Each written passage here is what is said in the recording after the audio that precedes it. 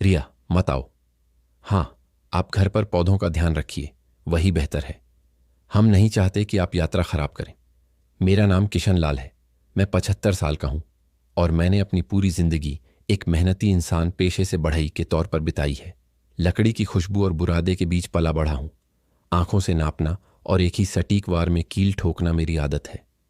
मैंने अपनी बेटी रिया को इन्हीं हाथों की मेहनत और उस आदमी के धैर्य से पाला है जो लकड़ी को वार्निश करने से पहले उसे जमने का इंतजार करना जानता है।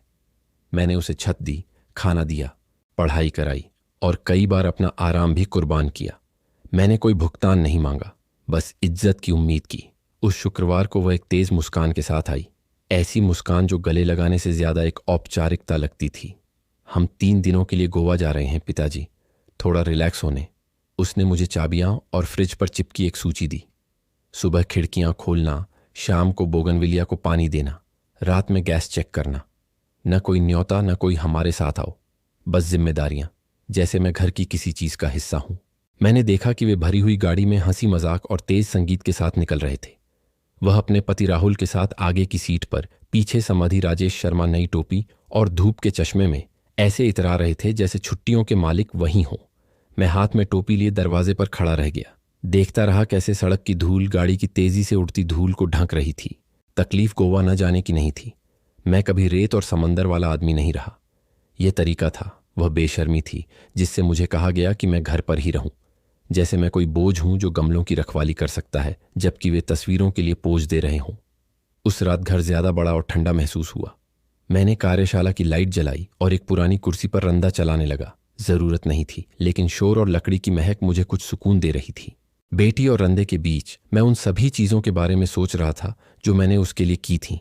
उसके पहले घर के लिए दिया गया कर्ज, जब राहुल की नौकरी छूट गई तो मदद, वे बिल जो मैंने चुपचाप चुकाए ताकि उन्हें शर्मिंदा न होना पड़े। और फिर भी पहली महत्वपूर्ण यात्रा में मुझे बाहर रखा गया। पौधों को पानी देते हुए मैं उस वाक्य को दोहरा रहा था जो उसने मुझसे कहा था, आप घर पर पौधों का ध्यान रखिए, वही बेहतर है। यह ऐसा था जैसे मैं उससे ज्यादा कुछ नहीं हूं। एक रखवाला, एक पिता नहीं, कहानियों वाला आदमी नहीं, कोई ऐसा नहीं जो उस गाड़ी में एक सीट का हकदार भी हो। मैं अपनी हिसाब किताब की कॉपी लेकर बैठक में बैठ गया। मैंने हमेशा सब कुछ लिखा है, खर्च, उधार, भुगतान, तारीखें। मेरे पास बैंकों की फाइलें भी थीं। मैं उन सभी कार्डों का मुख्य खाता धारक हूं जिनका वे उपयोग करते हैं, आपातकालीन खाते का जो मैंने सालों पहले अपनी बेटी के नाम पर खोला था, और एक बीमा का जो उन्हें किसी भी परेशानी से बचा सकता था। मैंने यह सब प्यार से किया था, बिना कुछ मांगे। लेकिन अचानक मुझे एहसास हुआ कि मुझे बदले में केवल एक खामोश नौकर की जगह मिली थी। मैं कम सोया, उदासी के कारण नहीं, बल्कि उस विचार के कारण जो मेरे दिमाग में अटक गया था। मैंने सीमाएं तय नहीं की हैं, और जब आप सीमाएं तय नहीं करते तो दूसरे तय करते हैं कि आप कहाँ खत्म होते हैं और वे कहाँ शुरू होते हैं। शनिवार की सुबह मैंने कॉफी बनाई और खिड़की के पास बैठ गया। मैं लोगों को बाजार जाते देख रहा था और मेरे सामने उस कॉपी के साथ मुझे समझ आया कि मेरे हाथों में जितना लगता है उससे कहीं ज्यादा था। मैं पैसे की बात नहीं कर रहा, मैं नियंत्रण की बात कर रहा हूं, और उस नियंत्रण का मैंने अब तक केवल मदद करने के लिए उपयोग किया था। मैंने फोन उठाया और बैंक शाखा को फोन किया। मैंने उनसे उन सभी कार्डों को ब्लॉक करने के लिए कहा जिनकी जिम्मेदारी मुझ पर थी। सुरक्षा के लिए मैंने कहा, और यह सच भी था, मेरे लिए सुरक्षा। मैंने आपातकालीन खाते तक भी पहुंच बंद कर दी। मैंने आवाज नहीं उठाई, कोई स्पष्टीकरण नहीं दिया। यह एक त्वरित प्रक्रिया थी, लेकिन मेरे सीने में मैंने महसूस किया कि एक दरवाजा बंद हो गया और दूसरा खुल गया। बाकी दिन शांतिपूर्ण रहा। मैं बाजार गया, जान पहचान वालों से मिला, कचौरी, जलेबी और फल लेकर लौटा। मैंने पौधों को पानी दिया जैसे कुछ भी नहीं बदला हो, हालांकि मुझे पता था कि कुछ तो बदल गया था। शाम होते ही फोन बजा। मैंने उठाया। पिताजी, आपने क्या किया? हम सुपरमार्केट में हैं और कार्ड काम नहीं कर रहा है। हमने दूसरे से कोशिश की और वह भी नहीं, आपने उन्हें ब्लॉक कर दिया। मेरी बेटी की आवाज में नाराजगी और डर का मिश्रण था। पीछे मैंने उसके पति राहुल को नाराज और समधी राजेश शर्मा को कुछ गैर जिम्मेदाराना बड़बड़ाते सुना। मैंने ज्यादा कुछ नहीं कहा। जब तुम लौटोगे तो बात करते हैं बेटी, और मैंने फोन काट दिया। मैंने लड़ाई नहीं चाही, मैंने कुछ भी नहीं समझाया। कभी कभी सबसे अच्छा जवाब वही होता है जो फोन पर नहीं दिया जाता। उस रात मैं कई सालों बाद इतनी चैन की नींद सोया। मैंने कोई शिकायत नहीं सोची, कोई बहाना नहीं ढूंढा। मैं इस निश्चितता के साथ सोया कि पहली बार मैंने लंबे समय में अपने बारे में सोचा था, लेकिन मैं जानता था कि यह यहाँ ख़त्म नहीं होगा। असली हिसाब किताब अभी शुरू होना बाकी था। रविवार की सुबह शांति से शुरू हुई। खिड़की से ताज़ी हवा आ रही थी और रसोई में कॉफ़ी से वह महक आ रही थी जो मेरे लिए हमेशा शांति का पर्याय रही है। बाहर बोगनविलिया पहले ही सूरज की ओर झुक रही थी और घर की खामोशी लगभग आरामदायक महसूस हो रही थी। यह अजीब था, लेकिन लंबे समय में पहली बार। मुझे दूसरों को क्या ज़रूरत हो सकती है इसकी चिंता नहीं थी। मैंने हिसाब किताब की कॉपी उठाई और उसे मेज़ पर खुला छोड़ दिया। मैं जानता था कि मुझे कुछ लिखने की ज़रूरत नहीं थी। हर महत्वपूर्ण बात हो चुकी थी, लेकिन उस खाली पन्ने को देखने की आदत मुझे याद दिलाती थी कि मैं अभी भी अपने फैसलों का मालिक हूं। दोपहर के करीब मोबाइल फिर से बजा। इस बार मैंने तुरंत जवाब नहीं दिया। उसे बजने दिया, घंटी को दोहराने दिया, और जब तीसरी बार कॉल आया तो मैंने उठाया। पापा, कृपया कार्ड्स अनब्लॉक कर दीजिए। हम ऐसे नहीं रह सकते। हमारे पास पर्याप्त नकदी नहीं है। होटल वाले हमसे अभी भुगतान चाहते हैं। उसकी आवाज़ कल से ज़्यादा गुस्से में थी, लेकिन उतनी ही मांग भरी भी। समस्या सिर्फ सुपरमार्केट की नहीं थी, अब तो रहने की भी थी। मैं कुछ सेकंड तक चुप रहा ताकि खामोशी उसे भारी लगे। बेटी, मैं यहाँ से तुम्हारी ये समस्या हल नहीं कर सकता। जब तुम वापस आओगी तब बात करेंगे। लेकिन अगर तुम बढ़ा चढ़ाकर बता रही हो तो कुछ ही दिनों की तो बात थी। मुझे समझ नहीं आता कि तुम ऐसे क्यों हो रही हो। तुम भी तो नहीं समझे थे कि मुझे तुम्हारी वो बात कितनी चुभी थी जो तुमने जाने से पहले कही थी। उसने चिल्लाया नहीं, लेकिन एक लंबी आह जरूर भरी। वही आह जो एक इंसान तब भरता है जब उसे लगता है कि वह गलत नहीं है, कि यह सब एक अतिरंजित प्रतिक्रिया है। पापा, मैंने आपको ठेस पहुंचाने के लिए नहीं कहा था। चिल्लाकर ठेस पहुंचाने की जरूरत नहीं होती बेटी। कभी कभी सबसे मीठे बोल भी सबसे ज्यादा चुभते हैं। वह चुप हो गई। मैं उसे होटल के किसी कोने में खड़ा कल्पना कर सकता था। कोशिश कर रही थी कि राहुल सब कुछ न सुने। मुझसे रियायत पाने की कोशिश कर रही थी। देखिए, अगर आप आज अनब्लॉक कर देते हैं तो मैं वादा करती हूं कि हम वापस आकर अच्छे से बात करेंगे। नहीं बेटी, हम बात तो करेंगे ही, लेकिन कार्ड्स ब्लॉक ही रहेंगे। मैंने उससे पहले ही फोन काट दिया कि वह और ज्यादा जिद करे। इसलिए नहीं कि मुझमें धैर्य की कमी थी, बल्कि इसलिए कि मैं समझ गया था कि कोई भी अतिरिक्त शब्द बात को मोड़ने के लिए इस्तेमाल किया जाएगा। मैंने दोपहर वर्कशॉप में औजारों को व्यवस्थित करने में बिताई। मुझे पुराने पुर्जे मिले, कब्जे जो अभी भी काम आ सकते थे, कीलें जो मुड़ी नहीं थीं, कटी हुई तख्तियां जो किसी नई चीज का हिस्सा बन सकती थीं। लकड़ी ऐसी ही होती है, जो आज बेकार लगता है कल एक अच्छे काम का आधार बन सकता है। शाम को एक संदेश आया, उसका नहीं बल्कि एक अज्ञात नंबर से। मैंने उसे खोला। मैं राजेश शर्मा बोल रहा हूं, राहुल का पिता। मुझे लगता है कि यह बात अब हद से आगे निकल गई है। आप अपनी बेटी और दामाद को एक शर्मनाक स्थिति में डाल रहे हैं। मुझे आपसे ऐसी उम्मीद नहीं थी। मैंने उसे बिना किसी हड़बड़ी के पढ़ा और मिटा दिया। मैं किसी ऐसे व्यक्ति के साथ बातचीत में नहीं उलझना चाहता था जो कुछ समय पहले तक मुझसे ऐसे पेश आता था जैसे मैं अदृश्य हूं। उस रात खाना खाते समय मुझे वे बार बार याद आया जब मैंने उनके साथ अच्छा दिखने के लिए वह सब किया जो मैं नहीं करना चाहता था। उनकी शादी का गोवा का खर्चा, पूरे परिवार के लिए होटल का भुगतान, क्योंकि उनके कर्ज से घर फर्नीचर नहीं मिल पा रहा था। जब मैं एक पुरानी चरमराहट भरी चारपाई पर सोता था, हमेशा अपनी सहूलियत को सूची में सबसे नीचे रखता था, और यह रहा परिणाम। वे मुझे एक बिना शर्त के मददगार मानते थे, कभी भी सम्मानित मेहमान नहीं। सोमवार को सुबह सुबह फिर फोन बजा। मैंने अपना नाम बताए बिना जवाब दिया। पापा, हमने बैंक से बात की और वे कहते हैं कि केवल आप ही अनब्लॉक कर सकते हैं। हमें इससे क्या फ़ायदा मिलेगा? हमें यह फ़ायदा मिलेगा कि तुम सीखोगी कि मैं कोई असीमित स्रोत नहीं हूं। मैं विश्वास नहीं कर सकती कि आप ऐसा कह रहे हैं।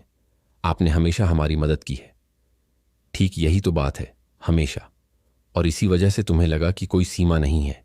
कोई अपमानजनक शब्द नहीं थे, लेकिन एक लंबी खामोशी थी। आखिरकार उसने कहा, जब हम वापस आएंगे तो पता नहीं क्या हम पहले जैसे रह पाएंगे। मुझे भी नहीं पता कि मैं पहले जैसा रहना चाहता हूं या नहीं बेटी। मैंने फोन काट दिया। इसलिए नहीं कि मैं उसे चोट पहुंचाना चाहता था, बल्कि इसलिए कि मैं समझ गया था कि यही सच था। मैं मोहल्ले में टहलने निकला, पड़ोसियों को नमस्ते कहा, समोसे और चाय खरीदी और मंदिर में एक दिया जलाने गया। बदले की भावना के लिए नहीं, बल्कि स्पष्टता के लिए, ताकि मेरे शब्द पत्थर न बने बल्कि लकड़ी बने जो कुछ नया बनाती है। लौटते समय मैंने अपने घर को देखा और उन सब बातों के बारे में सोचा जो उन दीवारों के अंदर हुई थीं। हंसी, बहस, त्योहार, खामोशियां। मैंने हमेशा सोचा था कि जब तक मेरे पास एक मजबूत ठिकाना है, मेरा परिवार भी सुरक्षित रहेगा। लेकिन मुझे एहसास हो रहा था कि ऐसा नहीं है। एक छत लोगों को नहीं जोड़ती, फैसले जोड़ते हैं। शाम बिना किसी कॉल के बीत गई। मैंने सोचा कि वे भुगतान का कोई और तरीका ढूंढ रहे होंगे, शायद किसी और से उधार ले रहे होंगे। और हालांकि मेरा एक हिस्सा जानना चाहता था कि वे इसे कैसे हल करेंगे, मैंने न पूछने का फैसला किया। दूसरों की हर समस्या में न पड़ना भी आत्म प्रेम का एक कार्य है। जब रात हुई, मैं आंगन में लोहे की कुर्सी पर बैठकर आसमान देखने लगा। मैंने अपनी बेटी को बचपन में तख्तियों और लकड़ी के बुरादे के बीच दौड़ते हुए सोचा, मुझसे एक गुड़िया का घर बनाने के लिए कहती हुई। मुझे याद आया कि हमने उसे कैसे एक साथ रंगा था। उसने मुझे एक लंबी गले लगाकर कैसे धन्यवाद दिया था।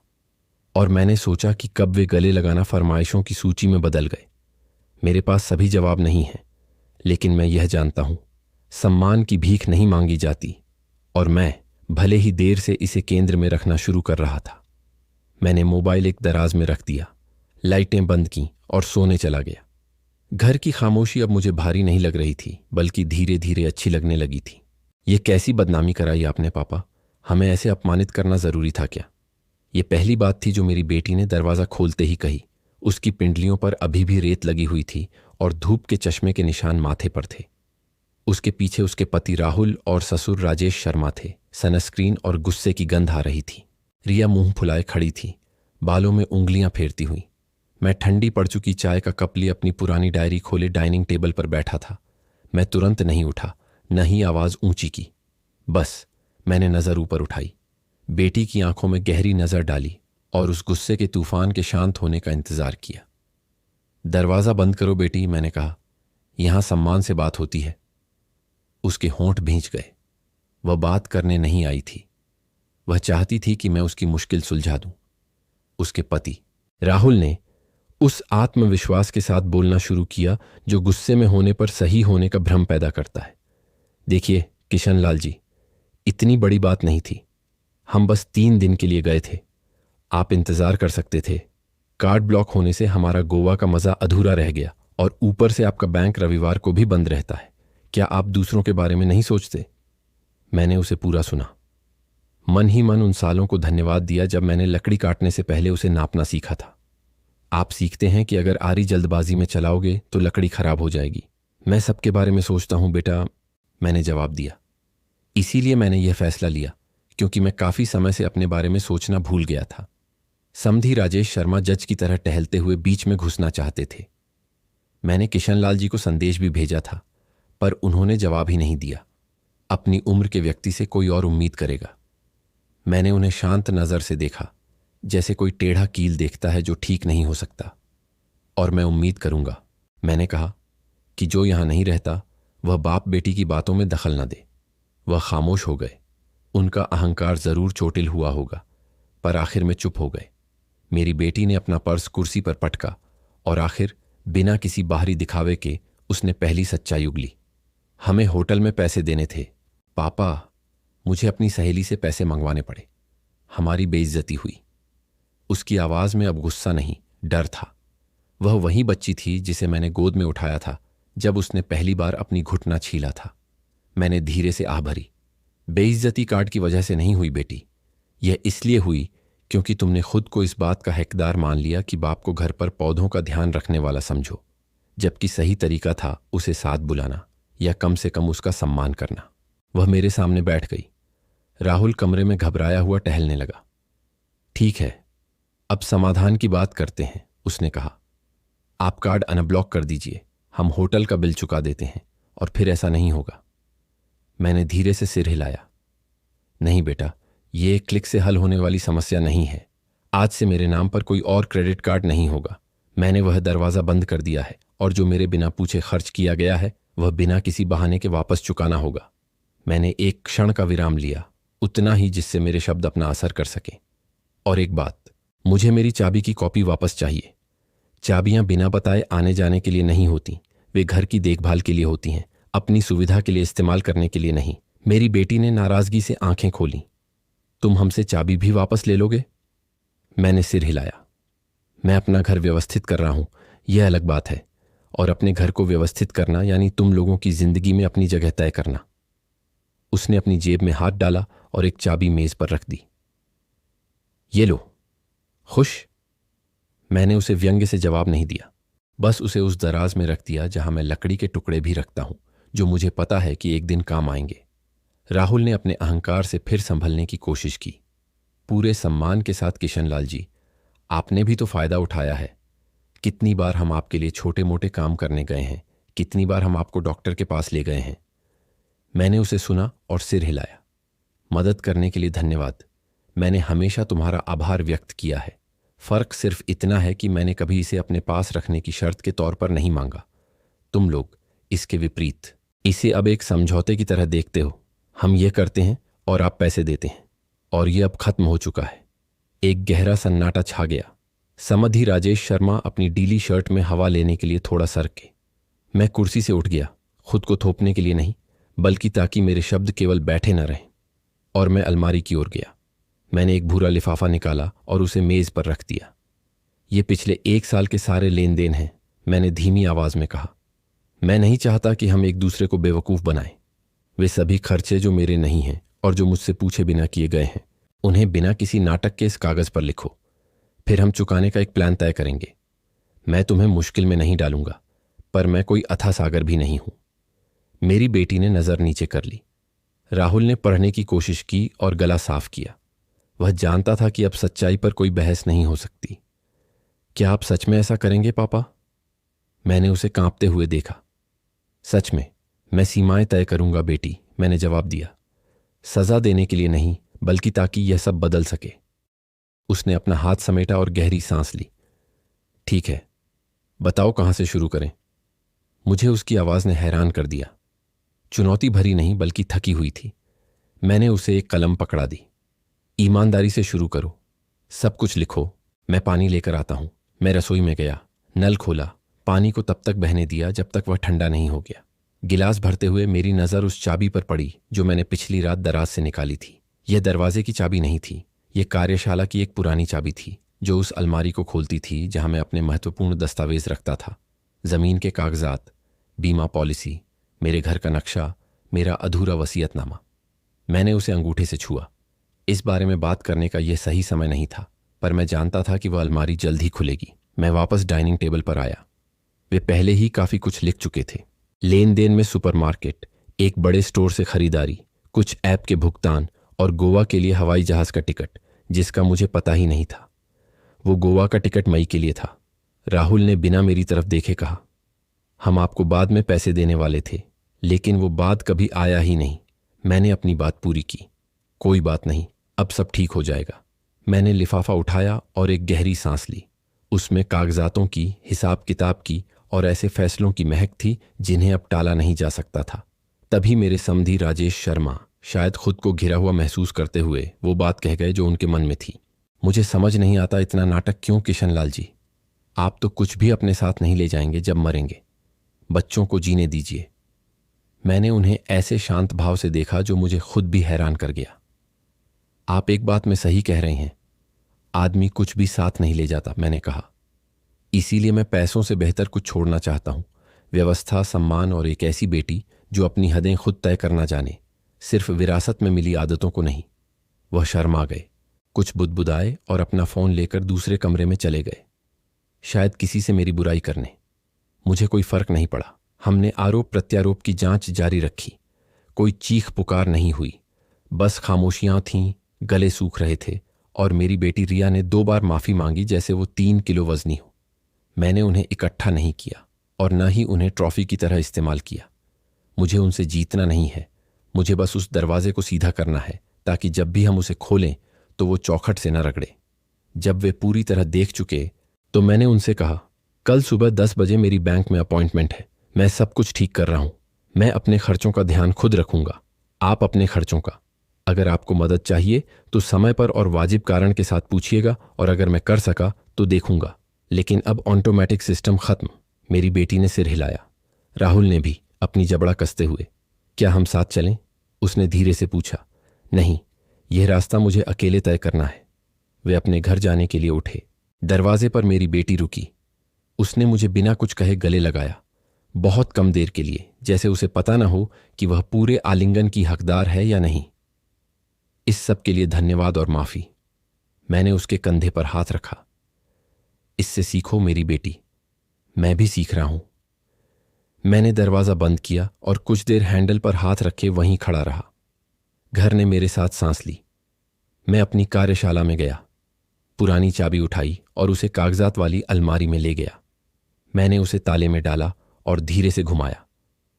अंदर संपत्ति के कागजात वाला लिफाफा हमेशा की तरह वहीं रखा था। मैंने उसे सावधानी से उठाया, जैसे कोई ऐसी लकड़ी उठाता है जिसे पता हो कि वह अभी भी मेज बन सकती है। मैंने कुछ नहीं खोला। यह सही समय नहीं था, लेकिन मैंने लिफाफे को खाने की मेज पर सबके सामने रख दिया। कभी कभी कुछ कहने की जरूरत नहीं होती, बस उसे वहां रख देने से ही जीवन को याद आ जाता है कि आपके पास भी उपकरण हैं और जरूरत पड़ने पर आप उन्हें इस्तेमाल करने के लिए तैयार हैं। मंगलवार की सुबह आसमान ग्रे था, ऐसा जो बारिश की धमकी देता है लेकिन अपनी धमकी पूरी नहीं करता। मैं जल्दी तैयार हो गया। साफ कमीज, अच्छी तरह इस्त्री की हुई पैंट, चमकाए हुए जूते। इसलिए नहीं कि कोई खास अवसर था, बल्कि इसलिए कि जब आप चीज़ों को व्यवस्थित करने जा रहे हों तो आपको खुद को भी गरिमा के साथ प्रस्तुत करना चाहिए। मैंने एक कड़क चाय पी और खाने की मेज पर रखे संपत्ति के कागजात वाले लिफाफे के सामने बैठ गया, जिसे मैंने पिछली रात से वहीं छोड़ दिया था। मैंने उसे खोला नहीं, बस देखा। यह एक खामोश याद दिला रहा था कि जो मेरा है वह मेरा ही रहेगा जब तक मैं कुछ और तय न करूं। सुबह 9:30 बजे मैं बैंक के लिए निकला।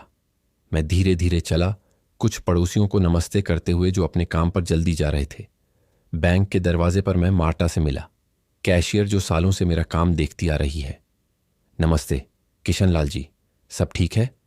मैंने सिर हिलाया। आज मैं सब कुछ ठीक करने आया हूं मार्ता। उसने और कोई सवाल नहीं पूछा। कभी कभी जो लोग आपको सच में जानते हैं उन्हें पता होता है कि कब दखल नहीं देना चाहिए। मैनेजर के क्यूबिकल में हमने हर खाते की समीक्षा की। मैंने अपनी बेटी और राहुल के नाम के सभी अतिरिक्त कार्ड हटा दिए।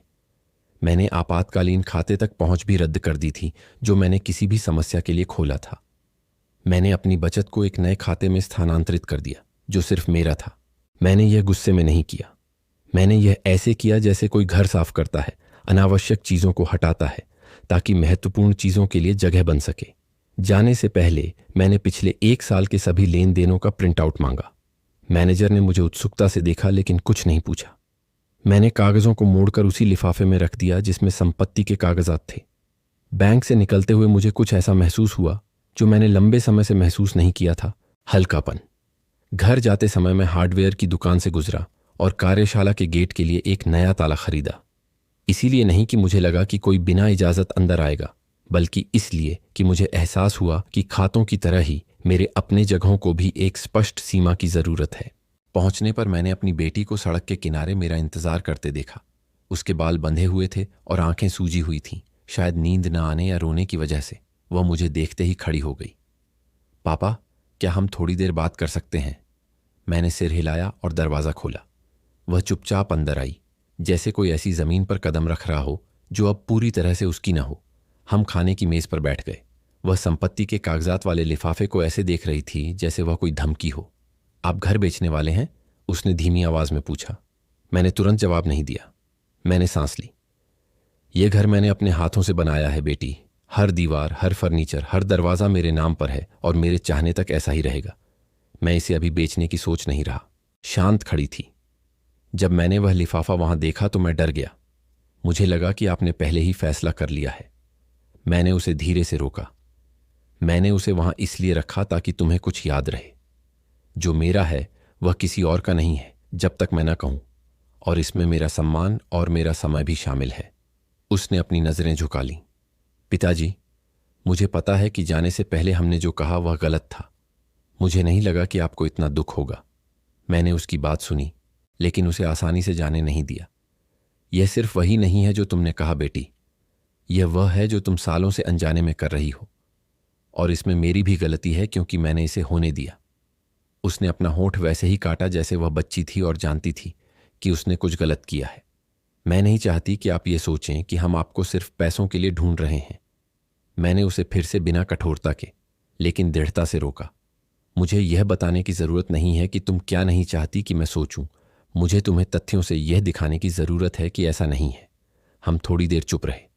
बाहर बूंदाबांदी शुरू हो गई थी।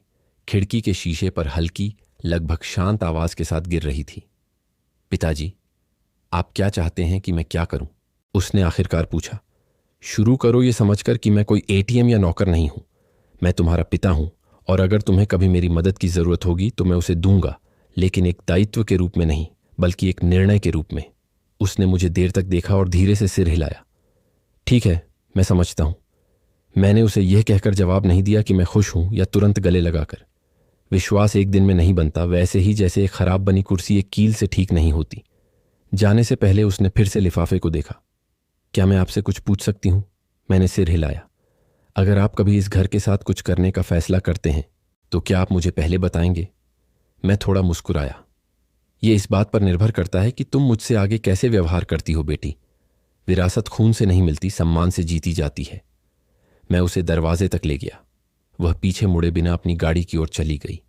मैं थोड़ी देर खड़ा रहा और देखता रहा कि बूंदाबांदी सड़क को कैसे भिगो रही थी। मैं अंदर आया, दरवाज़ा बंद किया और संपत्ति के कागजात का लिफाफा वर्कशॉप में ले गया। मैंने उसे पुरानी औजारों और अच्छी लकड़ी के साथ अलमारी में रख दिया। अभी इसका उपयोग करने का समय नहीं था, लेकिन जिस दिन होगा उस दिन मुझे स्पष्ट था कि मैं संकोच नहीं करूंगा। उस दोपहर मैं बरामदे में गर्म कॉफी के साथ बैठा और देखा कि आसमान धीरे धीरे कैसे साफ हो रहा था। मुझे नफरत या नाराजगी महसूस नहीं हुई। मुझे बल्कि ऐसा लगा कि मैं अपने जीवन में अपनी जगह वापस पा रहा हूं, और मेरे जैसे उम्रदराज व्यक्ति के लिए यह किसी भी बैंक खाते से ज्यादा मूल्यवान है। गुरुवार सुबह मैं वर्कशॉप में एक पुरानी लकड़ी को पॉलिश कर रहा था जब मैंने दरवाजे पर सूखे ठोकने की आवाज सुनी। वह घंटी नहीं थी, बल्कि अधीर उंगलियों के पोरों की आवाज थी। मैंने अपने हाथ एप्रन में पोंछे और खोलने गया। वहां राजेश शर्मा था। सिर्फ एक कमीज पहने था जो उसकी पीठ पर पसीना नहीं छिपा पा रही थी। उसकी मुस्कान झूठी थी, वैसी ही जैसी लोग किसी ऐसी चीज को बेचने आते हैं जिस पर उन्हें खुद भी विश्वास नहीं होता। किशन लाल जी, क्या हम थोड़ी देर बात कर सकते हैं? उसने अपनी जेबों में हाथ डालते हुए कहा। अंदर आओ, मैंने जवाब दिया और उसे बैठक में ले गया।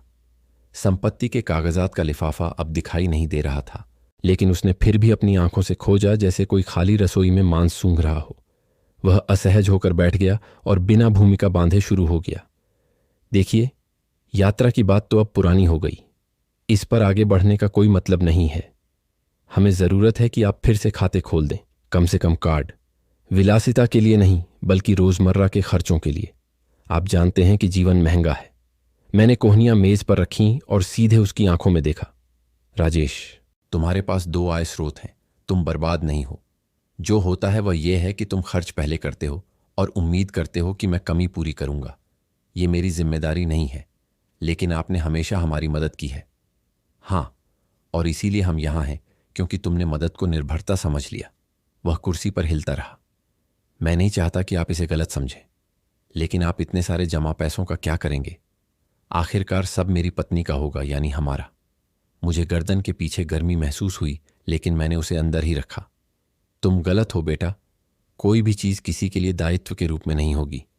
चीजें जीवित रहते हुए सम्मान के साथ विरासत में मिलती है या मालिक के निर्णय के अनुसार वितरित होती है। और मैं अभी भी जीवित हूं, अगर तुमने ध्यान नहीं दिया है। वह चुपचाप थूक निगलने लगा। वह खुद को संभालना चाहता था। ठीक है, विरासत की बात नहीं करते, व्यावहारिक बात करते हैं। बस कुछ समय के लिए अनलॉक कर दें जब तक हम व्यवस्थित नहीं हो जाते। नहीं राजेश, वह समय कभी नहीं आता। एक लंबी चुप्पी छाई रही। वह अपनी उंगलियों से मेज थपथपाता रहा। फिर उसने एक वाक्य कहा जिससे उसकी असलियत सामने आ गई। और अगर मैं आपसे कहूं कि हम आपका नाम एक व्यवसाय में डाल सकते हैं जिसे मैं शुरू कर रहा हूं, ताकि आप निवेश करें और हम इसे प्रबंधित करें, सभी जीतते हैं। तभी मुझे समझ आया कि वह सुलह के लिए नहीं आया था, वह व्यवसाय के लिए आया था और व्यवसाय में था। मैं धीरे से कुर्सी पर टिक गया। राजेश, मैं अपना नाम किसी ऐसी चीज में नहीं डालता जिसे मैं अपने हाथों से नियंत्रित नहीं कर सकता, और उससे भी कम किसी ऐसी चीज में जहां मेरी सुरक्षा तुम्हारे वादे पर निर्भर करती है। उसकी जबड़ा कस गया। तो मुझे नहीं पता कि हम इसे कैसे ठीक करेंगे। मुझे पता है, तुम अपनी कमाई से जियो। अगर यह पर्याप्त नहीं है तो कटौती करो। उसने कुर्सी पीछे धकेलते हुए उठ गया। नहीं, मैं नहीं जानता था कि तुम इतने जिद्दी हो किशन लाल, और मुझे यह नहीं पता था कि तुम इतने बेशर्म हो। उसने मुझे कोई जवाब नहीं दिया। वह बिना अलविदा कहे घर से बाहर निकला और फाटक एक सूखी धमक के साथ बंद हो गया। मैं कुछ देर खामोशी में वहीं खड़ा रहा। उसके कदमों की आहट सड़क पर दूर होती सुनता रहा। मैं कार्यशाला में लौट आया। मैंने लकड़ी की पटरी पर पॉलिश करना जारी रखा, लेकिन मेरा दिमाग लकड़ी में नहीं था। मैं सोच रहा था कि वह लड़का हार नहीं मानने वाला। उसकी दिलचस्पी सिर्फ रोजमर्रा के पैसे में नहीं थी। वह मेरे खर्च पर अपना भविष्य सुरक्षित करना चाहता था, जैसे कि मुझे फैसला लेने का कोई अधिकार ही न हो। दोपहर के बीच में मेरी बेटी ने मुझे फोन किया। उसकी आवाज में तनाव था। पिताजी, राहुल आपको देखने आया था, है ना? हाँ। और मुझे जो सुना वह पसंद नहीं आया। मैं नहीं चाहती कि आप यह सोचें कि मैं उसकी हर बात से सहमत हूं, लेकिन मुझे समझिए, वह भी हमारे लिए सबसे अच्छा चाहता है। समस्या यह है कि उसके सबसे अच्छे में मैं कहीं नहीं हूं बेटी, बस मेरा बैंक खाता है। ऐसा नहीं है, उसने कहा, लेकिन वाक्य खुद ही खत्म हो गया। देखो, मैं तुम लोगों से युद्ध में नहीं हूं, लेकिन मैं इस विचार के साथ भी नहीं जीने वाला कि तुम पर मेरा कर्ज है या मुझ पर तुम्हारा कर्ज है। यह अब खत्म होता है। वह कुछ सेकंड के लिए चुप रही। ठीक है, मैं अब और जोर नहीं दूंगी। बस कोई भी फैसला मुझे बताए बिना मत लेना। यह इस बात पर निर्भर करता है कि कौन से फैसले बेटी। कुछ बताए जाते हैं, कुछ बस कर दिए जाते हैं। हमने फोन काट दिया। मैं खिड़की से बाहर देखने लगा। बाहर आसमान में बादल छा रहे थे। बारिश नहीं हो रही थी, लेकिन वह भारी हवा महसूस हो रही थी जो तूफान की सूचना देती है। और मैं जानता था कि मेरे घर में तूफान अभी पूरी तरह से नहीं आया था। उस रात खाने के बाद मैंने संपत्ति के कागजात वाला लिफाफा निकाला और उसे काफी समय बाद पहली बार खोला। मैंने हर दस्तावेज की जांच की। घर, कार्यशाला, गांव के बाहर एक छोटा सा खेत, सब कुछ मेरे नाम पर था। मैंने लिफाफा बंद किया और उसे वापस अलमारी में रख दिया। मैं अभी कुछ भी बदलने वाला नहीं था, लेकिन मुझे यह स्पष्ट था कि अगर चीजें इसी रास्ते पर चलती रहीं तो मैं ऐसा करने में संकोच नहीं करूंगा, क्योंकि अपने परिवार से प्यार करना एक बात है और उन्हें आपको एक ऐसे एटीएम की तरह व्यवहार करने देना दूसरी बात है, जिसे पैसे निकालने पर ही धन्यवाद दिया जाता है। और मैंने पहले ही तय कर लिया था कि मेरे जीवन का वह दौर अब समाप्त हो गया था। शनिवार की सुबह जब मैं बरामदे में चाय पी रहा था, मैंने अपने पुराने दोस्त राजेश शर्मा को सड़क पर आते देखा। वह धीरे धीरे चल रहा था, अपनी टोपी तिरछी किए हुए और उस व्यक्ति की मुस्कान के साथ जो पहले से ही जानता है कि उसके पास कहने के लिए कुछ है। वह बिना पूछे मेरे बगल में बैठ गया, हमेशा की तरह। तुम्हें बहुत गंभीर देखा है किशन लाल, और जब तुम ऐसे होते हो तो कुछ बड़ा हो रहा होता है। पारिवारिक बातें राजेश, मैंने चाय का एक घूंट लेते हुए जवाब दिया। तुम जानते हो कि यह कैसा होता है। वे सोचते हैं कि इंसान अमर है और उसके पास जो कुछ भी है वह पहले से ही उनका है। खैर, मैं इससे गुजर चुका हूं दोस्त, उसने एक सिगरेट निकालते हुए कहा। और मैं तुम्हें एक बात बताऊंगा जो मैंने देर से सीखी। जो तुम जीवन में व्यवस्थित नहीं करते, उसे कोई ऐसा व्यक्ति व्यवस्थित करता है जो तुम्हारा सम्मान नहीं करता। उसने मुझे अपनी कहानी सुनाई कि कैसे उसके एक बेटे ने बिना उससे पूछे एक संपत्ति गिरवी रख दी थी जो उसने उसे रहने के लिए दी थी। कैसे उसने उस जमीन को एक ऐसे कर्ज का भुगतान करने के लिए बेच दिया था जो उसका था ही नहीं। वह मुझे घूर रहा था, जैसे यह सुनिश्चित करना चाहता हो कि मैं संदेश को बिना कहे ही समझ जाऊं। अपनी चीजों का ध्यान रखो, इससे पहले कि वे तुम्हें मुस्कुराहट के साथ छीन लें। अगर तुम कोई सलाह चाहते हो किशन लाल, तो एक वकील से बात करो। सब कुछ खुला मत छोड़ो, और अगर तुम्हें मोहरों को हिलाना है तो उन्हें अब भी हिलाओ, तब नहीं जब तुम एक पैर कब्र में हो। मैंने सिर हिलाया। राजेश केवल कहने के लिए बातें करने वाला नहीं था। मैंने उसे अंदर आने के लिए आमंत्रित किया और हम भोजन कक्ष में बातचीत करते रहे। जब वह बोल रहा था, मेरी आंखें कार्यशाला की उस अलमारी पर गईं जहां मैंने संपत्ति के कागजात वाला लिफाफा रखा था। मैं उसे ऐसे देख रहा था जैसे जानता हूं कि अगला कदम उसी के अंदर है।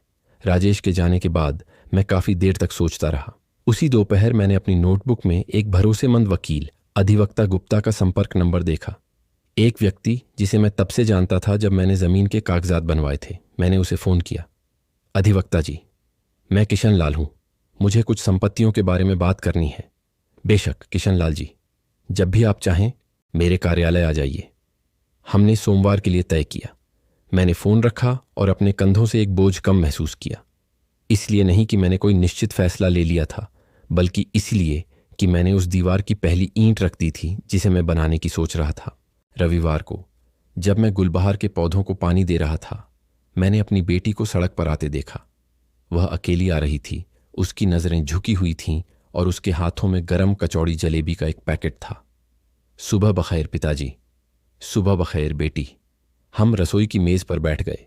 ताज़ी गरम कचौड़ी जलेबी की सुगंध हवा में भर गई, लेकिन एक गहरी खामोशी थी। वह लगभग फुसफुसाते हुए बोलने लगी, मैं चाहती हूं कि आप जानें कि राहुल की हर बात को मैं मंजूरी नहीं देती। कभी कभी वह ऐसी बातें कहता है जिनसे मुझे असहजता होती है, लेकिन मैं यह भी चाहती हूं कि आप जानें कि मैं नहीं चाहती कि यह हमें दूर करे। जो हमें दूर करता है वह एक ब्लॉक किया हुआ कार्ड नहीं है बेटी। वे साल हैं जिनमें मैंने तुम्हें मुझे एक खुले खाते की तरह देखने दिया। उसकी आंखों में आंसू भर आए। शायद आप सही कहते हैं, मुझे एहसास नहीं हुआ। मुझे भी एहसास नहीं हुआ कि हमेशा हां कहकर मैं नहीं कह रहा था, अपने आत्मसम्मान के लिए। वह चुप रही।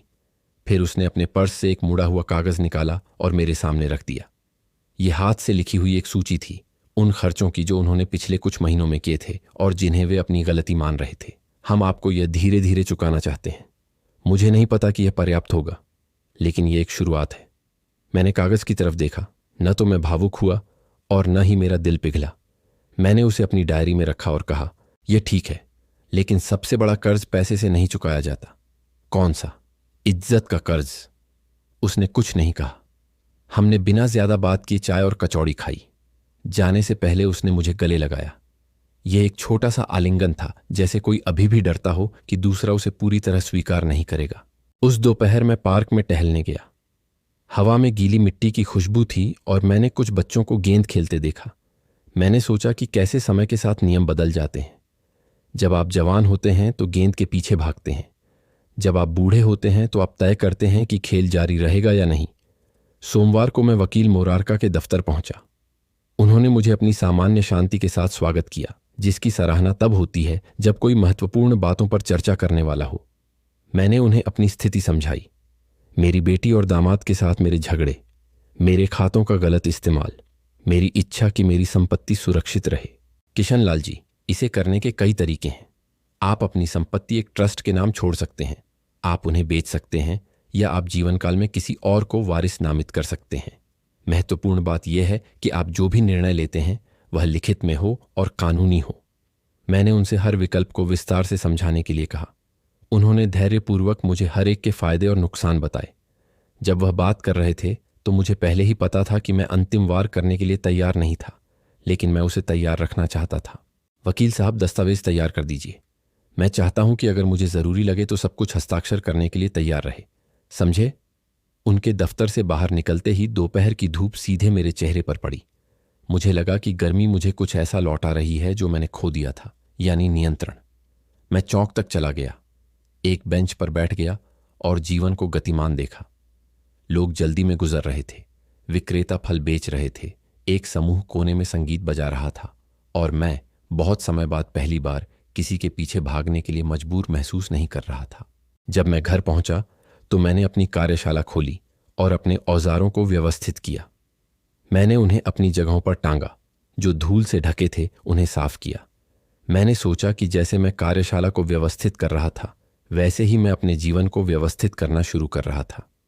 शाम को मुझे राहुल का संदेश मिला। क्या हम कल बात कर सकते हैं? मेरे पास एक प्रस्ताव है जो आपको दिलचस्प लग सकता है। मैंने इसे पढ़ा, लेकिन जवाब नहीं दिया। इसलिए नहीं कि मुझे उत्सुकता नहीं थी, बल्कि इसलिए कि अब बातचीत मेरी शर्तों पर होगी, उनकी नहीं। उस रात मैं चैन से सोया। मैंने अभी तक कोई कठोर कदम नहीं उठाया था, लेकिन मेरे पास सभी मोहरे तैयार थे और मुझे पता था कि अगर उन्होंने एक और सीमा पार करने की कोशिश की तो मैं बिना हिचकिचाए उन्हें खुद ही हिला दूंगा। मंगलवार की सुबह आसमान साफ था, लेकिन मुझे पहले से ही लग रहा था कि दिन शांत नहीं रहने वाला। पिछली रात राहुल का संदेश मिलने के बाद से उसका प्रस्ताव मेरे दिमाग में घूम रहा था।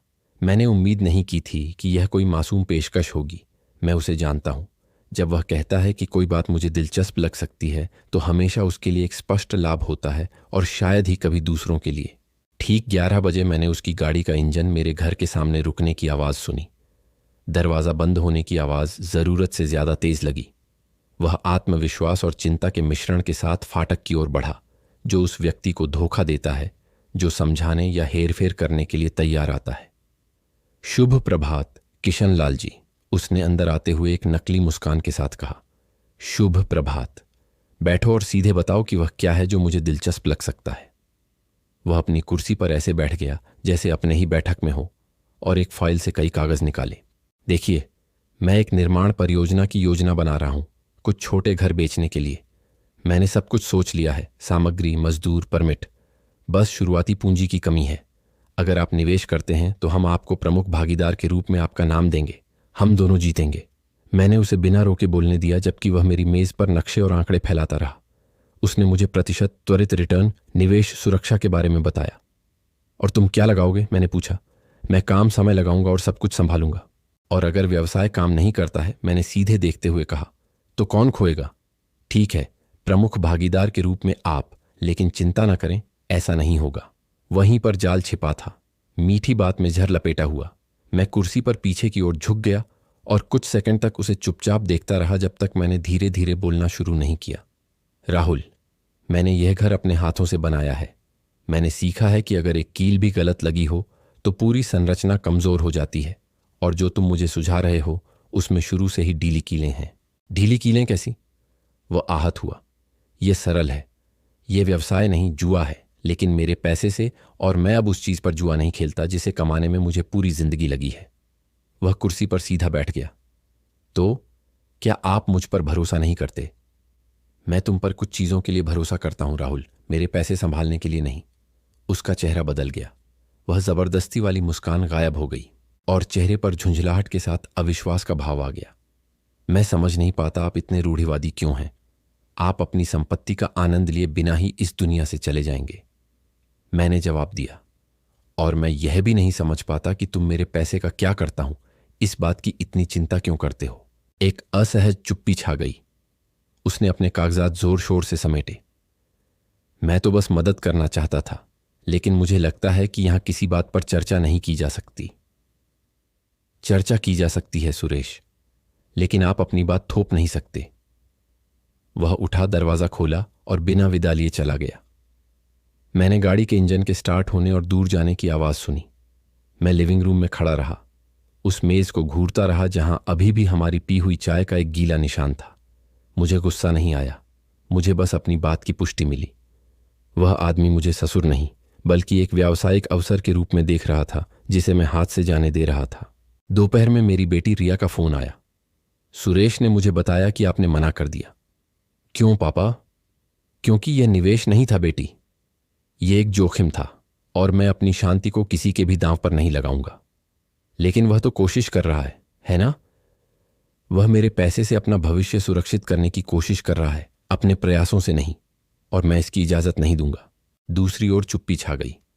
मुझे चिंता है कि आप गुस्से में ऐसा कर रहे हैं। नहीं बेटी, मैं आत्मसम्मान के लिए ऐसा कर रहा हूं, जिसे वापस पाने में मुझे बहुत मेहनत लगी।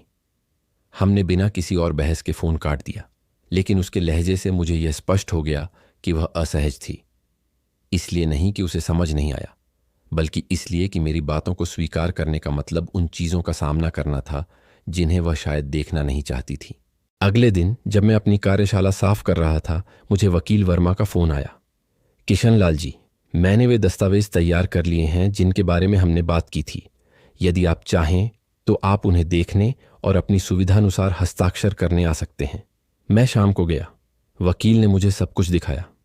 एक संशोधित वसीयत जो मुझे किसी भी समय लाभार्थियों को बदलने की अनुमति देती थी, घर और जमीन की सुरक्षा के लिए एक वैकल्पिक ट्रस्ट, और यदि मैं चाहूं तो सब कुछ तुरंत बेचने की संभावना।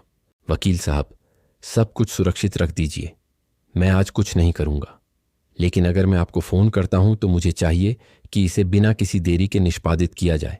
समझ गए? उनके कार्यालय से निकलते समय आकाश बादलों से घिरा हुआ था और तूफान की गंध आ रही थी।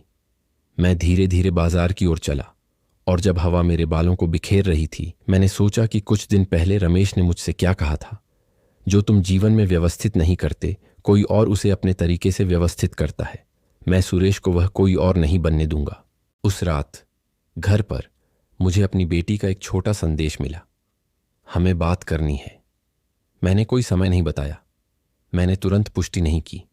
मैंने अपने लिए एक चाय बनाई और बरामदे में धीरे धीरे पी। मैंने बोगनविलिया को देखा, यह याद करते हुए कि कैसे कुछ हफ्ते पहले वे केवल ऐसे पौधे थे जिनकी मैं जिम्मेदारी पर देखभाल करता था, और कैसे अब वे किसी बड़ी चीज का प्रतीक बन गए थे। मेरी चीजों की देखभाल करना। मुझे ठीक से नहीं पता था कि आगे क्या होगा, लेकिन एक बात स्पष्ट थी, अगली बार जब वे मेरी मेज पर बैठेंगे तो उन्हें सिर्फ सुनने को तैयार एक बूढ़ा आदमी नहीं मिलेगा, उन्हें एक ऐसा आदमी मिलेगा जिसके हाथों में कागजात, नियंत्रण और आखिरी शब्द था, और मैं ज़रूरत पड़ने पर उसे इस्तेमाल करने के लिए तैयार था। गुरुवार को खाने के तुरंत बाद मैंने घर की घंटी सुनी। इस बार बेसब्र खटखटाहट या वैन के इंजन की आवाज़ नहीं थी। मेरी बेटी रिया ने घंटी बजाई थी और उसके पीछे एक अनिवार्य छाया की तरह राहुल आ रहा था। वे बिना ज्यादा शब्दों के अंदर आए, लेकिन मैं पहले से ही उनके कंधों पर लटके तनाव को महसूस कर सकता था। पापा, हम तीनों बिना चीख पुकार और गुस्से के बात करना चाहते हैं, उसने कहा, राहुल की ओर तिरछी नज़र से देखते हुए, जैसे उसे खुद को रोकने की चेतावनी दे रही हो। मैंने उन्हें खाने की मेज पर बैठने का इशारा किया। मैंने सभी के लिए चाय परोसी, हालांकि मुझे पता था कि उनमें से कोई भी पीने के लिए नहीं आया था। ठीक है, हम यहाँ हैं। आप मुझे क्या बताना चाहते हैं? मैंने मेज पर हाथ टिकाते हुए पूछा। मेरी बेटी ने सबसे पहले बात की। पापा, मुझे पता है कि यात्रा के बाद से चीज़ें तनावपूर्ण हो गई हैं, और मैं यह नहीं बताऊंगी कि हमने क्या कहा या किया, लेकिन मैं नहीं चाहती कि आप ये सोचें कि हम आपसे जो कुछ भी मांगते हैं वह केवल स्वार्थ के लिए है। तो फिर आप पैसे के लिए दबाव क्यों डालते रहे हैं? मैंने आवाज़ ऊंची की बिना पूछा। उसने राहुल की ओर देखा, उसे बोलने का मौका दिया। उसने गला साफ किया और अपना भाषण शुरू किया। देखिए किशनलाल जी, हम चाहते हैं कि आप समझें कि जीवन कठिन है। हाँ, हमने यह मानकर गलती की कि आप हमेशा हमारी मदद के लिए रहेंगे, लेकिन हम लड़ना नहीं चाहते। हम एक मध्य मार्ग खोजना चाहते हैं। एक मध्य मार्ग? जैसे क्या? मैंने अपनी बाहें मोड़ते हुए कहा। राहुल एक तरफ देखने लगा, जैसे यह माप रहा हो कि उसे आगे क्या कहना है। इसे इस तरह सोचिए, आप हमें अपने पैसे तक पहुंच देने पर भरोसा नहीं करते, ठीक है, लेकिन आप हमें यह आश्वासन दे सकते हैं कि जब आप नहीं रहेंगे तो ये संपत्तियां मेरी पत्नी के लिए रहेंगी। इस तरह हम भी शांति से रहेंगे और आप भी। यह वाक्यांश मुझे एक गलत मापी हुई, शुरू से ही टेढ़ी मेढ़ी लकड़ी की तरह लगा। मैंने उसे घूर कर देखा। राहुल, तुम यहां मध्य मार्ग खोजने नहीं आए हो, तुम जीवन में एक विरासत सुनिश्चित करने आए हो। ऐसा नहीं है, उसने कोशिश की। हाँ, ऐसा ही है, और मैं तुम्हें स्पष्ट रूप से बताऊंगा, विरासत मांगी नहीं जाती, वे कमाई जाती हैं। मेरी बेटी ने अपना सिर नीचे कर लिया। मुझे उसे ऐसे देखना पसंद नहीं था, लेकिन मैं अपने शब्दों को नरम भी नहीं करने वाला था। रिया, मैं नहीं चाहती कि हर बात युद्ध में बदल जाए। मैं बस ये जानना चाहती हूं कि आप मुझसे पूछे बिना कोई भी फैसला नहीं लेंगे। ये फैसले पर निर्भर करता है बेटी। कुछ बातें बताई जाती हैं और कुछ बातें बस की जाती हैं। राहुल अपनी कुर्सी पर आराम से बैठ गया। मुझे समझ नहीं आता इतनी गोपनीयता क्यों है। आखिर ये सब परिवार के लिए ही तो है, तुम्हें ऐसा लगता है, और परिवार से तुम्हारा मतलब सिर्फ खुद से है। वह आहत हुए। मैंने उनकी आंखों में देखा। मैं काम करता हूं, मैं अपना घर चलाता हूं, मैं आप पर निर्भर नहीं हूं, पर तुम्हें मेरा पैसा लेने में कोई दिक्कत नहीं होती जब तुम्हें इसकी जरूरत होती है। खामोशी इतनी गहरी थी कि दीवार घड़ी की टिक टिक साफ सुनाई दे रही थी। मेरी बेटी ने गहरी सांस ली। पिताजी, अगर आप नहीं चाहते कि हम और जोर डालें तो बस कह दीजिए। सिर्फ इतना ही नहीं कि आप जोर ना डालें, बल्कि यह भी समझें कि मुझे आपको कुछ भी देने की कोई बाध्यता नहीं है। अगर मैं कभी ऐसा करता हूं तो यह इसलिए होगा क्योंकि मुझे यह सही लगता है, न कि इसलिए कि आप इसकी मांग करें। वे अपनी कुर्सियों में असहज होकर बैठ गए। मैं जानता था कि इस बातचीत से वे संतुष्ट नहीं थे, लेकिन मुझे इसकी परवाह भी नहीं थी। वे इस बात की निश्चितता चाहते थे कि एक दिन वे उस चीज के मालिक होंगे जो आज मेरी है, और मैं उन्हें यह नहीं देने वाला था। मैं उठा और कार्यशाला में चला गया। मैंने अलमारी खोली और कागजात का लिफाफा उठाया। मैं भोजन कक्ष में लौटा और उसे बिना कुछ कहे मेज पर रख दिया।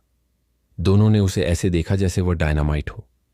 यहां घर, कार्यशाला और जमीन के कागजात हैं। वे मेरे नाम पर हैं और ऐसे ही रहेंगे, और अगर मैं कभी इसे बदलता हूं तो यह मेरा फैसला होगा, न कि आपका दबाव। मेरी बेटी ने मुझे थोड़ी घबराहट से देखा। क्या आप बेचने की सोच रहे हैं? मैं यह सुनिश्चित करने की सोच रहा हूं कि जब मैं जाऊं तो कुछ भी गलत हाथों में न जाए। राहुल ने एक नर्वस हंसी छोड़ी। मतलब, आप हमें कुछ भी न देने पर विचार कर रहे हैं? मैं यह विचार कर रहा हूं कि चीजें कमाई जाती हैं, और अब तक मैंने तुम्हारी तरफ से केवल मुझे दबाव डालने के प्रयास देखे हैं, ताकि तुम मेरे काम से अपना भविष्य सुरक्षित कर सको। उसका चेहरा सख्त हो गया। आपको लगता है कि आप सब कुछ जानते हैं किशनलाल जी, लेकिन कुछ नहीं। मैं जानता हूं मैंने क्या जिया है और क्या मेहनत की है, और मैं जानता हूं कि कब कोई मुझे पिता के रूप में देखता है और कब मुझे बैंक खाते के रूप में देखता है। मेरी बेटी उठ गई। पिताजी, मुझे लगता है कि हमें इससे पहले कि यह और बिगड़ जाए चले जाना चाहिए। आप आराम से जाइए। दरवाज़ा खुला है। उसने मुझे जल्दी से गले लगाया। मेरी आंखों में नहीं देखा। राहुल ने बस सिर हिलाया और निकल गया। मैंने दरवाज़ा बंद किया और कागजात के लिफाफे के साथ अकेली बैठक में रह गया। मुझे ना तो राहत महसूस हुई और न ही उदासी। मुझे दृढ़ संकल्प के करीब कुछ महसूस हुआ। वह लिफाफा सिर्फ कागजात से कहीं ज्यादा था। यह वह उपकरण था जिससे मैं आखिरी सीमा तय करने वाला था। हाँ, समय आ गया था। उस रात मैंने वकील मोरारका को फोन किया। वकील साहब, मुझे लगता है कि हम उम्मीद से पहले ही हस्ताक्षर करने वाले हैं। समझ गया। किशन लाल जी, मुझे बताइए कब और हम इसे कर देंगे। मैंने फोन रखा और खिड़की से बाहर देखा। बाहर बोगनविलिया खिले हुए थे। मुझे याद आया कि हफ्तों पहले मैं उन्हें एक बाध्यकारी एहसान के रूप में पानी देता था और अब मैं उनकी देखभाल करता था क्योंकि वे मेरे थे, जैसे सब कुछ जो मैंने बनाया था, और मैं इसकी रक्षा के लिए तैयार था, भले ही इसका मतलब यह हो कि मेरी अपनी बेटी को इस घर की एक ईंट भी विरासत में न मिले।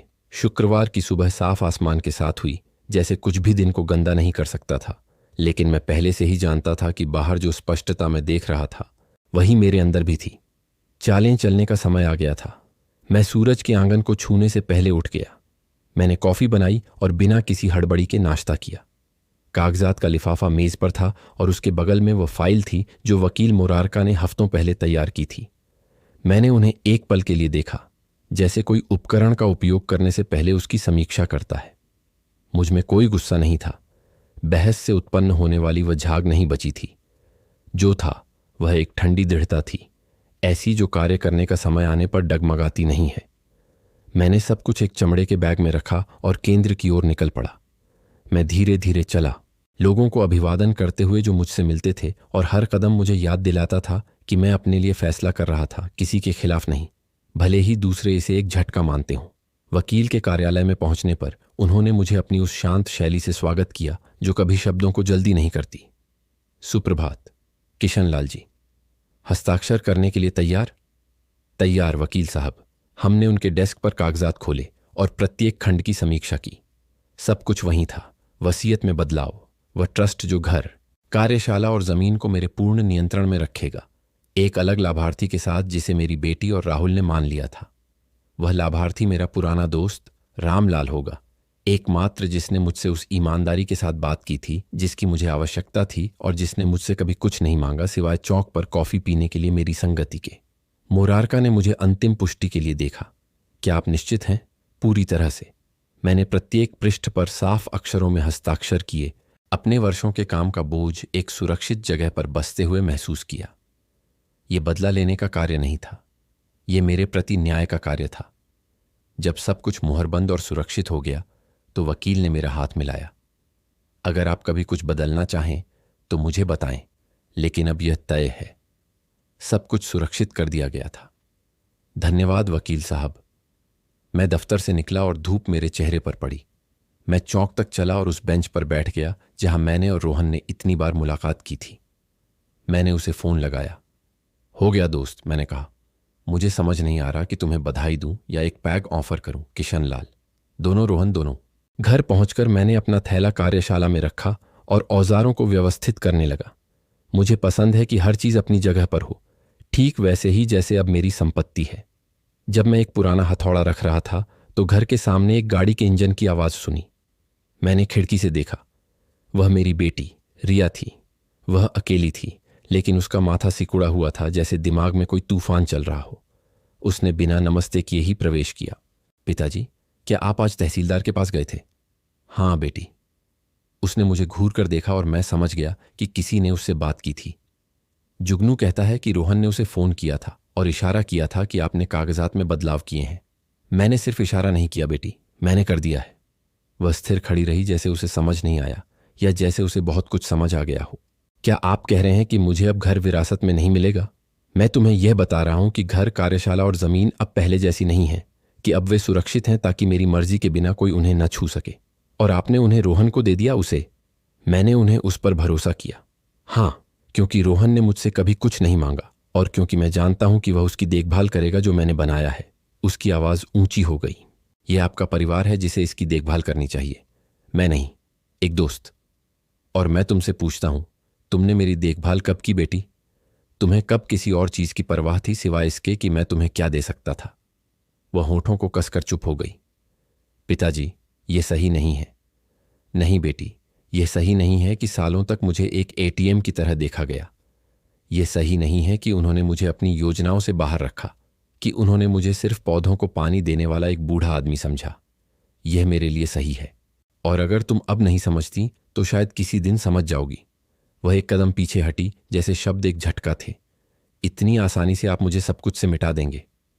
यह आसान नहीं है बेटी। मुझे दर्द होता है, लेकिन पहले की तरह जीने से कम दर्द होता है। उसने बोलने की कोशिश की, लेकिन उसकी आवाज़ टूट गई। मैंने आपसे इसकी उम्मीद नहीं की थी, और मैंने उम्मीद नहीं की थी कि तुम मुझे एक साधन के रूप में देखोगी, एक अंत के रूप में नहीं। वह मुड़ी, दरवाजे की ओर बढ़ी और बाहर निकलने से पहले बोली, यह हमें हमेशा के लिए अलग कर देगा। यह तुम तय करती हो बेटी। दरवाज़ा बंद हो गया और घर फिर से शांत हो गया। मैं खाने की मेज़ पर बैठ गया, खिड़की से बोगनविलिया को देखा और एक अजीब सी राहत महसूस की। खुशी नहीं थी, लेकिन एक गहरी शांति थी, जैसे जब आप एक मुश्किल काम पूरा करते हैं और जानते हैं कि वह अच्छे से हुआ है। शाम को रोहन आया।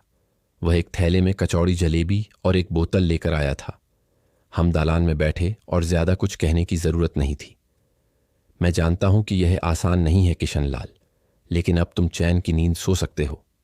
मैं चैन की नींद सोऊंगा रोहन, क्योंकि अब मैंने जीवन में जो कुछ भी किया है वह ऐसे व्यक्ति के हाथों में है जो उसकी मेरी तरह ही कद्र करता है। हमने एक घूंट लिया और आसमान को देखते रहे, जो नारंगी रंग में रंगने लगा था। उस रात सोने से पहले मैं घर के हर कोने में घूमा। मैंने दीवारों को छुआ, दरवाजों के फ्रेम को, वह मेज जिसे मैंने अपने हाथों से बनाया था।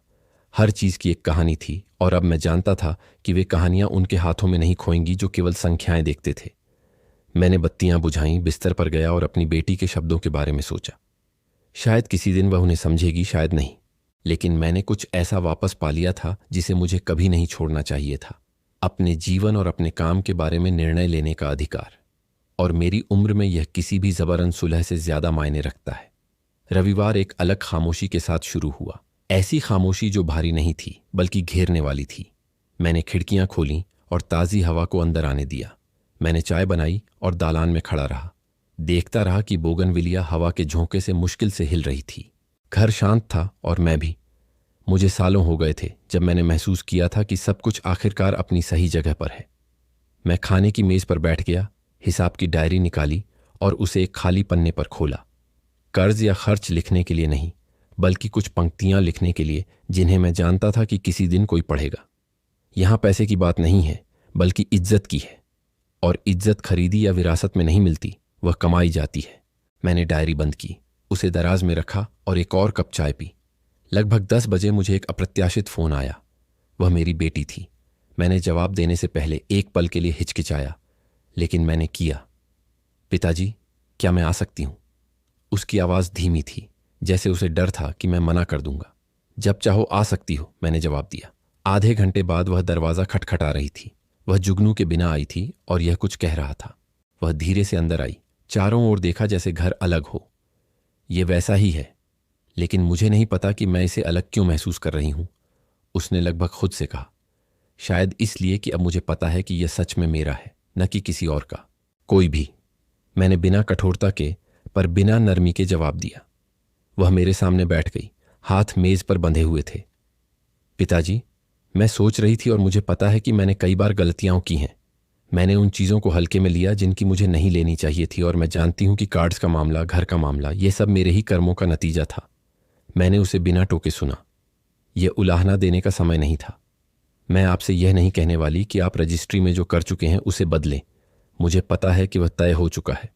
मैं बस यह चाहती हूं कि आप जानें कि मैं नहीं चाहती कि यह हमारे बीच आखिरी बात हो। मैंने गहरी सांस ली। नहीं बेटी, मैं नहीं चाहता कि यह आखिरी बात हो, लेकिन मैं ऐसा भी नहीं कर सकता जैसे कुछ हुआ ही ना हो। मैंने जो कुछ किया वह अपनी बनाई हुई चीज़ों को बचाने और खुद को शांति देने के लिए था, तुम्हें सज़ा देने के लिए नहीं। हालांकि मुझे पता है कि तुम्हें ऐसा ही महसूस होता है। हाँ, मुझे ऐसा ही महसूस होता है, लेकिन मैं यह भी समझती हूँ कि मैंने इसे अपने लिए किया, और शायद किसी दिन मैं आपको इसके लिए धन्यवाद दूँ। एक लंबी चुप्पी थी, लेकिन असहज नहीं। यह उस व्यक्ति की चुप्पी थी जो कुछ ऐसा स्वीकार करना शुरू कर रहा था जिसे वह बदल नहीं सकता। उसने मेरी आंखों में देखा। पिताजी, क्या मैं आती रह सकती हूँ? घर के लिए नहीं, आपके लिए। मैंने सिर हिलाया। जरूर बेटी, दरवाज़ा हमेशा तुम्हारे लिए खुला है, तुम्हारे स्वार्थों के लिए नहीं। वह थोड़ा मुस्कुराई, हालांकि अभी भी उदासी थी, और मुझे गले लगाने के लिए उठी। इस बार यह एक अलग आलिंगन था, लंबा, अधिक दृढ़, उस जल्दबाजी के बिना जो मैंने अन्य बार महसूस की थी। और हालांकि यह अतीत को मिटा नहीं रहा था, यह मुझे बता रहा था कि शायद कुछ बदल गया था। जब वह चली गई, मैं कुछ देर बंद दरवाजे को देखता रहा। मैंने सोचा कि कभी कभी व्यक्ति कुछ चीजें खोता है ताकि कुछ और महत्वपूर्ण चीजें हासिल कर सके, और मैंने यह भ्रम खो दिया था कि मेरी बेटी मुझे सिर्फ अपने पिता के रूप में देखती है। लेकिन मैंने यह अधिकार हासिल कर लिया था कि अगर वह मुझे देखती है तो वह ईमानदारी से करे, बिना किसी फिल्टर या अपेक्षाओं के। उस दोपहर राजाराम ताज़ा बनी कचौड़ी और जलेबी की एक थैली लेकर मुझसे मिलने आए। हम पेड़ की छाया में बरामदे में बैठे और मैंने उन्हें बताया कि क्या हुआ था। उन्होंने धीरे धीरे चबाते हुए सुना, और जब मैं ख़त्म हुआ तो उन्होंने कहा, किशन लाल, तुमने सही किया। तुम्हारी उम्र में व्यक्ति को इस चिंता में रहने की ज़रूरत नहीं है कि उसने अपने हाथों से जो बनाया वह गलत हाथों में चला जाए। मैंने उनसे सहमति व्यक्त की, इसलिए नहीं कि मैं उसे सुनना चाहता था, बल्कि इसलिए कि मैंने उसे पहले ही साबित कर लिया था। जैसे जैसे सूरज ढल रहा था, मैं क्षितिज को देखता रहा। मैंने उस दिन से सब कुछ सोचा जब मेरी बेटी ने मुझसे कहा था कि मैं घर पर पौधों का ध्यान रखूं, वही बेहतर है। कैसे वह लगता है मासूम वाक्यांश व चिंगारी थी जिसने सब कुछ जला दिया।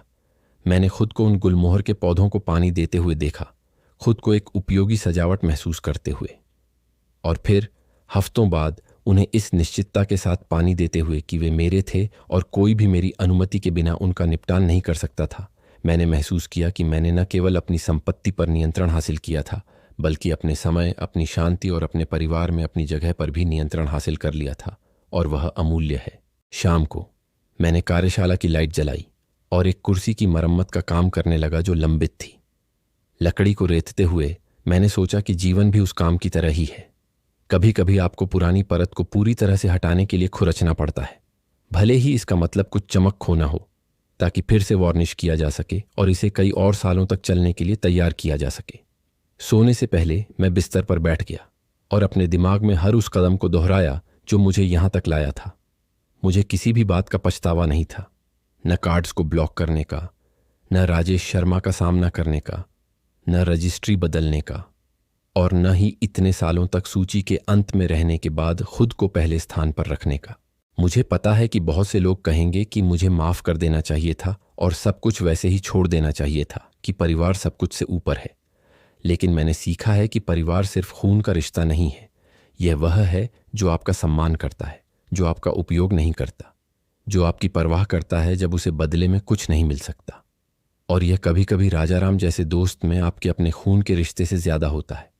कल एक सामान्य दिन होगा।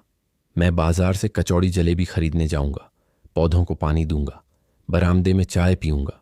शायद मेरी बेटी आएगी, शायद नहीं, लेकिन मुझे यह जरूर पता है कि चाहे कुछ भी हो, अब मैं शांति से सोता हूं, और एक मेरी उम्र के आदमी के लिए यह किसी भी विरासत से ज्यादा मायने रखता है जिसे मैं छोड़ सकता हूं।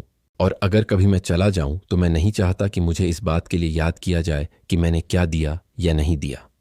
मैं चाहता हूं कि मुझे इस बात के लिए याद किया जाए कि मैंने अपनी गरिमा नहीं खोई, अपने अपनों से भी नहीं, क्योंकि अंत में हम केवल यह शांति लेकर जाते हैं कि हम अपने लिए जिए और फैसले लिए। और वह, बेटे, सबसे मूल्यवान विरासत है जिसे छोड़ा जा सकता है। और इसीलिए बेटा, मैं कहता हूं कि अपनी जगह वापस पाने में कभी देर नहीं होती। कभी कभी जीवन आपको ऐसी सीमाएं लगाने के लिए मजबूर करता है जो दर्दनाक होती हैं, लेकिन जो बचाती हैं। आज मैं खुद को शीशे में देख सकता हूं और जान सकता हूं कि मैं चुप नहीं रहा, कि मैंने दूसरों को अपनी कहानी लिखने नहीं दी। और अब मैं तुमसे पूछता हूं, अगर तुम मेरी जगह होते तो क्या तुम भी ऐसा ही करते? मुझे बताओ। किशन लाल की पारंपरिक लखनऊ कार्यशाला में हवा में लकड़ी के बुरादे और ताज़ी कटी लकड़ी की खुशबू भरी है। 80 वर्षीय किशन लाल, उसके हाथ सख्त लेकिन स्थिर हैं, देवदार की एक तख्ती को सावधानी से रंधा रहा है। खुले दरवाजे से सूरज की रोशनी अंदर आ रही है, हवा में नाचते धूल के कणों को रोशन कर रही है। उसकी कचौड़ी जलेबी और चाय उसके बगल की एक छोटी लकड़ी की स्टूल पर अछूती रखी है। उसका मोबाइल फोन, एक बेसिक फीचर फोन, उसकी वर्क बेंच से जोर से बज रहा है। वह जवाब देता है, उसकी आवाज़ सालों की शारीरिक मेहनत से थोड़ी कर्कश है। यह रिया है, उसकी बेटी गोवा से फ़ोन कर रही है। पापा नमस्ते, कैसी है आपकी तबीयत? रिया की आवाज़ फ़ोन से आती है। किशन लाल जवाब देता है, मैं ठीक हूँ बेटी, तुम सब कैसे हो? गोवा में छुट्टी कैसी चल रही है? रिया कहती है, हम सब बढ़िया हैं पापा, बस एक छोटी सी बात के लिए फ़ोन किया था। वो ना, मेरा एटीएम कार्ड कहीं खो गया है और राहुल का भी नहीं मिल रहा। ज़रा आप अपना कार्ड देखेंगे? हमको थोड़ा खर्चा हो गया है यहाँ। किशन लाल आह भरता है, अपना रंदा रख देता है। यह एक बार बार होने वाली मांग है। वह अपना बटुआ उठाता है, एक पुराना घिसा हुआ एटीएम कार्ड निकालता है। हाँ हाँ ठीक है, मैं चेक करता हूँ, नंबर बताओ। वह कार्ड नंबर बताता है। उसे बैकग्राउंड में राहुल की आवाज़ सुनाई देती है, धीमी। राहुल रिया से तुच्छ भाव से कहता है, पूछो उनसे, उनका यहाँ क्या काम, हम अपनी छुट्टी पर हैं। रिया हंसती है, एक हल्की लापरवाह आवाज़ जो किशन लाल को चुभती है। वह किशन लाल से ज़बरदस्ती की खुशी के साथ कहती है, पापा आप घर पर पौधों का ध्यान रखिए, वही बेहतर है, हम लोग यहाँ मज़े कर रहे हैं। किशन लाल का जबड़ा कसता है। वह चुपचाप फ़ोन रख देता है। गोवा की जीवंत आवाज़ें उसके कान से दूर हो जाती हैं। उसकी नज़र कार्यशाला के कोने में रखे एक अधूरे लकड़ी के पालने पर पड़ती है, एक तोहफा जो वह अपनी पोती के लिए बना रहा था। वह अपने काम पर लौट जाता है, लेकिन अब उसकी हरकतें अकड़ी हुई हैं, उसका ध्यान भटक गया है। लकड़ी उसके हाथों में भारी लगती है। इसी बीच गोवा में रिया, राहुल और उनके बच्चे एक भीड़भाड़ वाले सुपरमार्केट में हैं। रिया अपनी ट्रॉली में महंगे स्नैक्स और आयातित चॉकलेट भर रही है। राहुल अपने फ़ोन में स्क्रॉल कर रहा है, बेदिली से। रिया राहुल से पूछती है, कितने पैसे बचे हैं अकाउंट में, देखना ज़रा। राहुल अपना फ़ोन चेक करता है, फिर भौहें सिकोड़ता है। अरे बस इतने ही, पापा के अकाउंट में तो बहुत पैसे होने चाहिए थे। अचानक रिया का फ़ोन बजता है। यह उसके ससुर राजेश शर्मा है। रिया जवाब देती है मीठी आवाज़ में, नमस्ते समधी जी, सब ठीक हैं? राजेश शर्मा कहते हैं, ठीक तो हूँ बेटी, लेकिन यह क्या सुन रहा हूँ, तुम लोगों ने मेरे बैंक से पैसे निकाल लिए। तुम्हें पता है मेरी तरफ से मेरी बहन को देने के लिए कुछ पैसे रखे थे, क्या ज़रूरत थी इन सब की? रिया परेशान दिखती है, राहुल की ओर देखती है। वह कहती है, समधी जी वो एक्चुअली। लेकिन राजेश शर्मा उसे टोकते हैं, कुछ नहीं, तुम लोग अपने खर्चे खुद देखो। मैंने तुम्हारे पापा को फ़ोन किया था, उन्होंने कहा कि उनका अकाउंट भी खाली हो गया है। अब मैं क्या करूं? मैंने तो सोचा था तुम लोग जिम्मेदार हो। राजेश शर्मा अचानक फ़ोन काट देते हैं। रिया अपने फ़ोन को घूरती है, फिर राहुल को। पापा का अकाउंट खाली, ये कब हुआ? और हमारा कार्ड क्यों नहीं चल रहा? राहुल चेकआउट पर अपना डेबिट कार्ड इस्तेमाल करने की कोशिश करता है, लेकिन वह डिक्लाइन हो जाता है। उनके पीछे एक लंबी कतार बन जाती है। रिया को शर्मिंदगी और गुस्से की लहर महसूस होती है। वह अपने पिता को बार बार फ़ोन करती है, लेकिन किशन लाल जवाब नहीं देता। उधर लखनऊ में किशन लाल अपने घर के बाहर बैठा है, शांति से एक छोटी लकड़ी की चिड़िया तराश रहा है। वह अंदर अपना फ़ोन बजते सुनता है और उसे नज़रअंदाज करता है। उसके होंठों पर एक हल्की मुस्कान खेल रही है। वह आखिरकार रिसीवर उठाता है और शांति से कहता है, हाँ बेटी बोलो। रिया घबराई हुई गुस्से में कहती है, पापा ये क्या किया आपने? हमारा कार्ड क्यों बंद कर दिया? मेरा अकाउंट भी खाली है, हम यहाँ गोवा में फंस गए हैं। आपने सब पैसे निकाल लिए, किस हक से? किशन लाल की आवाज़ दृढ़ है लेकिन दुख के साथ, किस हक से? बेटी वो मेरा हक था, मेरी मेहनत की कमाई। मैंने अपनी पूरी जिंदगी काम किया है। मैंने तुम्हारे लिए क्या कुछ नहीं किया। जब तुम्हारा रिश्ता हुआ तब भी मैंने ही मदद की। जब राहुल का नया घर बना तब भी। तुमने कभी सोचा मैं कैसे गुजारा करता था? वह रुकता है, गहरी सांस लेता है। तुम्हें याद है जब तुम छोटी थी और तुमने कहा था कि तुम हमेशा मेरा ख्याल रखोगी? अब देखो, जब तुम्हें पैसों की ज़रूरत होती है तभी तुम मुझे याद करती हो, और जब मैं बोलने की कोशिश करता हूं तो कहती हो आप घर पर पौधों का ध्यान रखो। रिया दूसरी तरफ चुप है, हैरान। किशन लाल आगे कहता है, अब मेरी बारी है। मैंने अपनी जिंदगी का ख्याल रखना सीख लिया है। तुम लोगों को भी अब अपना ख्याल खुद रखना पड़ेगा। मैंने तुम्हारे और तुम्हारे ससुर के अकाउंट में अब कोई पैसा नहीं रखा। अब से सब कुछ मेरा है, और अगर तुम्हें किसी चीज़ की ज़रूरत है तो पहले इज्जत करना सीखो। वह धीरे से फ़ोन रख देता है। उसके कंधों से एक बोझ उतर जाता है। वह लकड़ी की चिड़िया को देखता है, फिर डूबते सूरज की ओर। उसके आसन में एक शांत गरिमा है।